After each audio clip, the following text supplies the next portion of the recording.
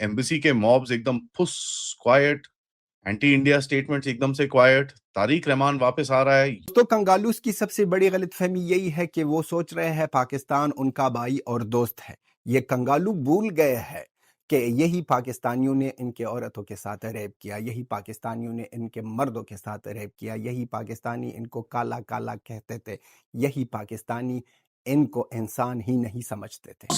कि अब भारत से नहीं पटती है, तो भारत का मीडिया इस टाइम तारिक रहमान की एंट्री को हीरोज वेलकम की तरह दिखा। कश्मीर और सरकरी के साथ साथ इंडिया की नजर अब बांग्लादेश पे भी है। भारतीय एजेंट्स ने वहां हालात इतने बदतर कर दिए हैं कि इलेक्शंस का इनकाद नामुमकिन नहीं तो मुश्किल जरूर हो। इनका मोग बाजार करके एक जगह है जहां पर एक फ्लाईओवर है। फ्लाईओवर के ऊपर से चढ़ के किसी ने एक बॉम्ब फेंका। ठीक है, क्रूड कॉकटेल टाइप बॉम्ब था। आ रहा है क्योंकि मीडिया में या तो अकल नहीं है, या वो जाहिल है, वह मूर्ख है, या वो जानबूझ के मूर्ख बन जाता है। और पाकिस्तान के कहने पर, आईएसआई के कहने पर बांग्लादेश में अब नारे लगा रहे हैं हिंदूज के अगेंस्ट, हिंदू को पकड़ लो, उनको मारो, उनको आग लगाओ। लेकिन जनरल जिया उर रहमान के बेटे के रूप में कम लोग इनको जानते हैं। वो ये कभी भी नहीं चाहता, क्योंकि वो तो इंसान ही नहीं मानते। बांग्लादेश में बिजली आती है वो इंडिया से आ रही है, इसके अलावा जो बांग्लादेश की लेबर है वो इंडिया में जा रही होती है। अब इस सारे तनाजुर में मैं नहीं समझता कि वो इंडिया के साथ उनके काफी प्रॉब्लम हैं, लेकिन एक टोटल डिस्कनेक्ट वो नहीं कर सकते। रिफरेंडम करते हैं और वहां के एक लेजिटिमेट प्रेसिडेंट नमस्कार दोस्तों, हमें बहुत समय से इस वक्त का इंतज़ार था कि भाई यूनिस भागेगा, और अब वो वक्त आ गया है। यूनिस का बांग्लादेश में टोटली फेलियर हो चुका है, और जो इसके मालिक थे, यानी कि जो लोग इसे प्रमोट कर रहे थे, चाहे पाकिस्तान हो, चाहे वेस्ट हो, यूरोप हो, अमेरिका हो, अमेरिकन डीप स्टेट हो, वो इस चीज़ को समझ चुके हैं कि भाई अब इसके बस की बात नहीं है आगे की कहानी को संभालना। और यही वजह है कि अब वो तारिक रहमान को भेज रहे हैं। ये भी एक बांग्लादेशी लीडर का ही बेटा है, और कोई ऐसा नहीं है, अभी इस गलत फहमी में मत रहिएगा कि ये प्रो इंडिया, ये इंडिया को कोई फ़ायदा मिलेगा इससे। इंडिया को तो शेख हसीना से भी फ़ायदा नहीं मिला, वो भी अपनी ही पॉलिटिक्स चला रही थी, और बस इंडिया का यूज़ हो रहा था अब बेनिफिट्स लेने के लिए। और क्योंकि अब ये लोग चारों तरफ से इंडिया से घिरे हुए हैं, तो फिर ये इंडिया के बिना चल भी नहीं सकते, इसलिए ये सारी चीज़ें ये लोग कर रहे थे। तो अभी कुछ नहीं होगा, यूनिस का फेलियर हो चुका है, ये भागेगा, और इसका रिप्लेसमेंट में दूसरा बंदा आ गया है। तो ये चीज़ बिल्कुल क्लियर हो गई है कि जो भी इलेक्शन होंगे बांग्लादेश में वो इतने क्लियर नहीं होंगे। इलेक्शन में इस बंदे को शायद जिता दिया जाएगा, और फिर एक वही अमेरिकन डीप स्टेट वाली सरकार यहाँ चलेगी, यानी कि भारत के लिए अब चुनौतियाँ बहुत ज़्यादा आगे बढ़ जाएंगी। तो हमें बहुत सोचना पड़ेगा, और ये जो चिकन कॉरिडोर वाला जो इशू है इसको हमें सॉल्व करना पड़ेगा, वरना जैसे जैसे टाइम बीतेगा ये हमारे लिए एक गले की हड्डी बनता जा रहा है। तो आप इस सब के बारे में क्या सोचते हैं कमेंट बॉक्स में ज़रूर लिखिएगा। वीडियो अच्छा लगे तो लाइक करें, शेयर करें, चैनल को सब्सक्राइब करना ना भूलें, और बेल का आइकन प्रेस कर दें लेटेस्ट नोटिफिकेशन लिए। आइए आगे बढ़ते हैं इस वीडियो में। एम्बेसी के मॉब्स एकदम फुस क्वाइट, एंटी इंडिया स्टेटमेंट्स एकदम से क्वाइट, तारिक रहमान वापस आ रहा है। यूनुस की जो जितने भी गेम्स थे वो पूरी तरह से उन लोगों के सामने ही एक्सपोज हो रहे हैं। तो ये बड़ी इंटरेस्टिंग सी चीज है। सबसे पहले मैं बात करना चाहता हूँ ये जो बॉम्ब ब्लास्ट हुआ, ठीक है, एंड इन सबका बड़ा एक सिग्निफिकेंस और एक पिक्चर निकल के आ रही है। सो जरा उसके ऊपर थोड़ा सा फोकस करते हैं। इनका मोग बाजार करके एक जगह है जहां पर एक फ्लाईओवर है। फ्लाईओवर के ऊपर से चढ़ के किसी ने एक बॉम्ब फेंका।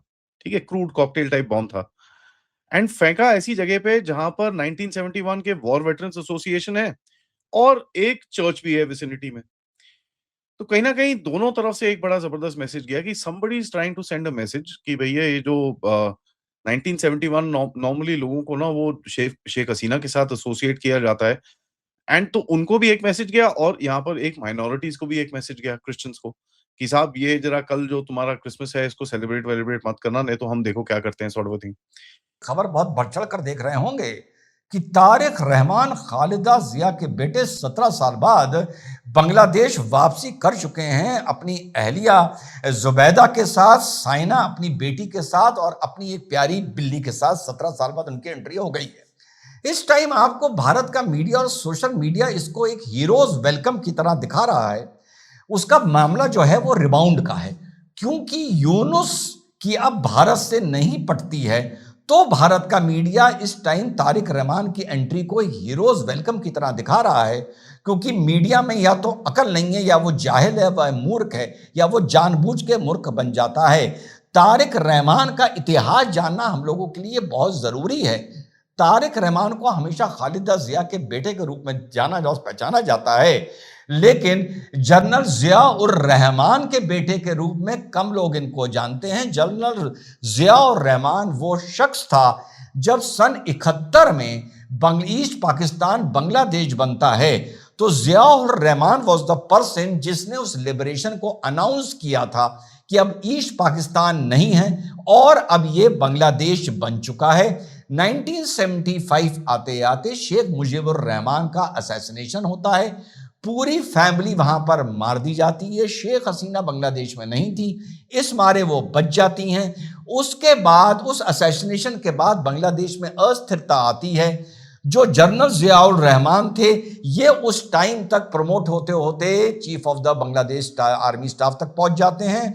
फिर एक ये सॉफ्ट कू करते हैं, 1977 आते आते रिफरेंडम करते हैं और वहां के एक लेजिटिमेट प्रेसिडेंट बांग्लादेश के बन जाते हैं। 1978 में बांग्लादेश नेशनल पार्टी का गठन होता है। 1981 में जनरल जियाउर रहमान को भी असैसिनेट कर दिया जाता है। उसके बाद खालिदा जिया राजनीति में आती हैं। तो आज जो तारिक रहमान की इस एंट्री को हीरोज वेलकम की तरह दिखा रहे हैं, थोड़ा सा इतिहास समझ लीजिए। जैसे यूनुस को यहां पर भेजा गया प्लांट करके कि तुम जाओ और हमारे पपेट बनकर रहोगे, और यहां पर यूनुस फ्लॉप या फेल होता नजर आ रहा है क्योंकि जमात और कट्टरवादी इतने मजबूत हो गए हैं। कभी यूनिवर्सिटी में तोड़फोड़ हो रही है, कभी कुछ हो रहा है, तो यूनुस फंसता नजर आ रहा है। तो यूनुस क्योंकि कट्टरवादियों को रेन इन करने में, अपने साथ जोड़ के चलने में, एंटी भारत करने में नाकामयाब नजर आ रहा है, इसलिए अब पश्चिम ने तारिक रहमान को साथियों 17 साल बाद भेजा है कि तुम्हारा जो पॉलिटिकल एक्सपीरियंस है वो यूनुस से बहुत ज्यादा है, वहां जाके सब चीज सेट करो, जितने भी कट्टरवादी हैं उनको सेट करो, खत्म ना करो, उनको सेट करो। तो कंगालूस की सबसे बड़ी गलतफहमी यही है कि वो सोच रहे हैं पाकिस्तान उनका भाई और दोस्त है। ये कंगालू भूल गए हैं कि यही पाकिस्तानियों ने इनके औरतों के साथ रेप किया, यही पाकिस्तानियों ने इनके मर्दों के साथ रेप किया, यही पाकिस्तानी इनको काला काला कहते थे, यही पाकिस्तानी इनको इंसान ही नहीं समझते थे। ये सब कुछ भूल गए हैं और अब कह रहे हैं पाकिस्तान हमारा दोस्त और भाई है। और पाकिस्तान के कहने पर, आईएसआई के कहने पर बांग्लादेश में अब नारे लगा रहे हैं हिंदूज के अगेंस्ट, हिंदू को पकड़ लो, उनको मारो, उनको आग लगाओ और बहुत ज्यादा जुल्म करो, हिंदुस्तान के अगेंस्ट बोलो। ये कहानी जो चल रही है बांग्लादेश की तरफ से, यही काम हो रहा था बांग्लादेश में उस वक्त 1971 से पहले बंगालियों के साथ या बांग्लादेशियों के साथ, जहां पर हिंदूस आ गए और उनको छुड़ाया और 93,000 पाकिस्तानियों की पतलूनी उतार दी गई है। अब वही सिचुएशन अलग सा हो रहा है, हिंदुस्तान के अगेंस्ट वो हेट फैला रहे हैं। आईएसआई तो कभी भी ये नहीं देखना चाहता है कि बांग्लादेश की इकोनॉमी अच्छी हो, बांग्लादेश में स्टेबिलिटी हो, ये कभी भी नहीं चाहता, क्योंकि वो तो इंसान ही नहीं मानते थे, ये नहीं देख सकते। और उनके साथ साथ बेकारी पाकिस्तान आईएसआई ने देखा कि हिंदुस्तान और अफगानिस्तान के रिलेशन बेटर हो रहे हैं, यहाँ पर दोनों भाई बहुत तगड़े सिचुएशन में है, एक दूसरे के साथ खड़े हैं, हिंदुस्तान की तरफ से हर एक जगह में अफगानिस्तान के साथ हेल्प हो रहा है, हर एक डिपार्टमेंट में। तो सोचे कि ये तो हम जो सोच रहे थे कि अफगानिस्तान हमारे लोग हैं, अफगानिस्तान हमारे लिए अगेंस्ट हिंदुस्तान